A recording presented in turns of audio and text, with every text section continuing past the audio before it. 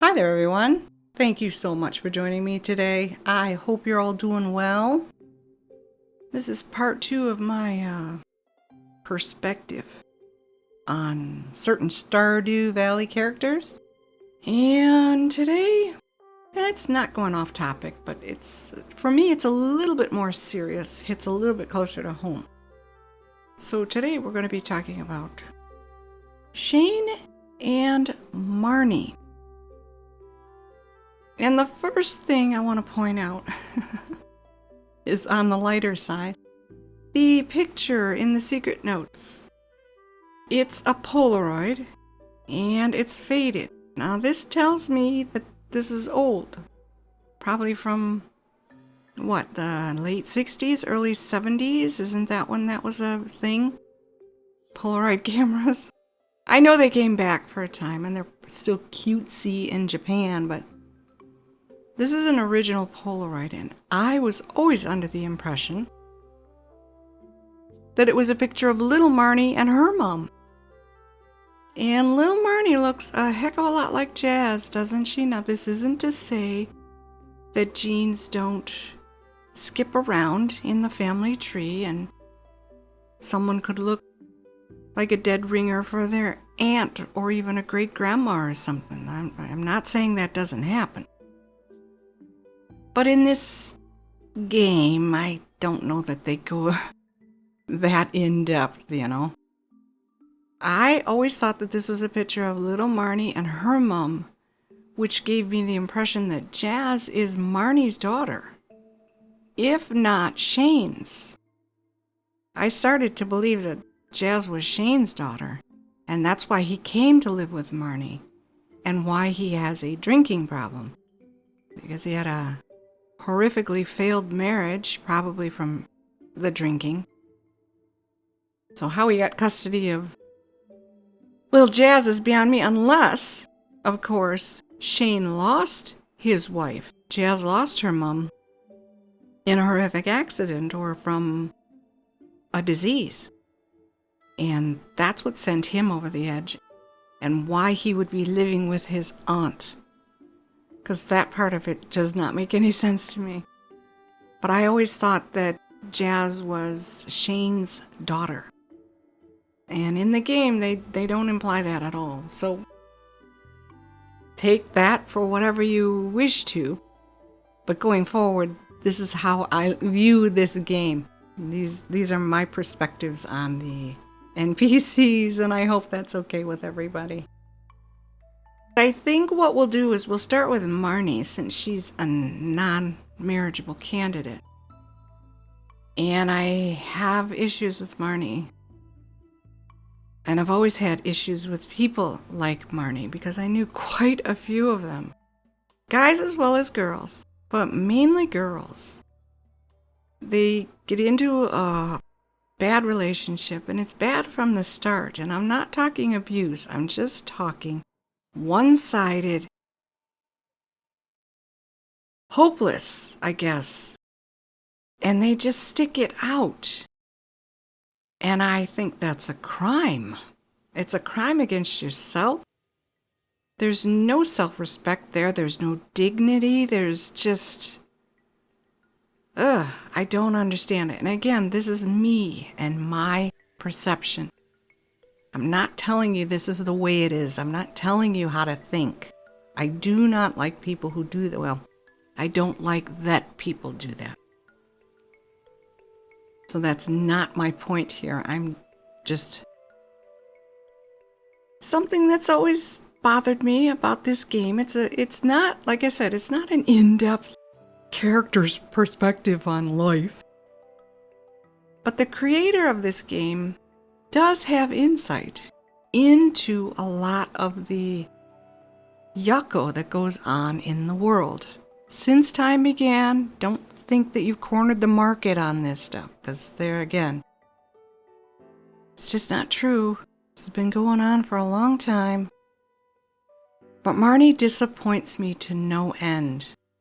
Now, I was in a bad relationship. I walked into it with my eyes wide open. There were red flags, and I did it anyway. I felt justified, and I was proved wrong. And I'm paying for it horrifically. But I got out. And Marnie, it's just such a waste of life. You're throwing it away.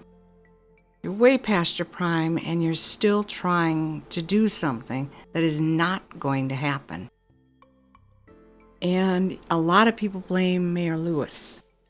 And I'm not saying he isn't partially responsible.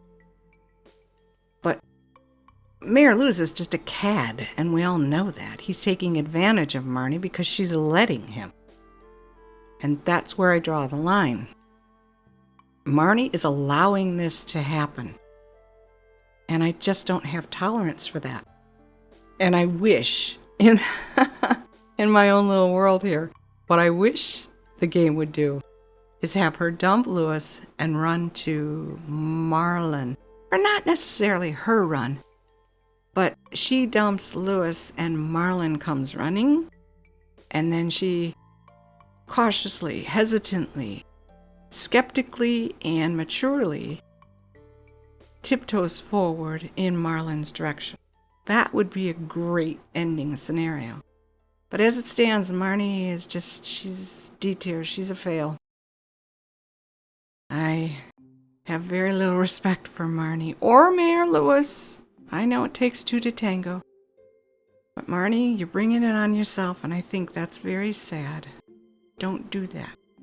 Now, Shane is the marriageable candidate, and for obvious reasons, a lot of people don't like him because he has a drinking problem. Perfectly logical. I agree. And having grown up with being surrounded by that crutch, if you will, I am not a fan of alcohol of any kind. Even when I was in my teens and young 20s, I tried to be cool and hip, like my friends.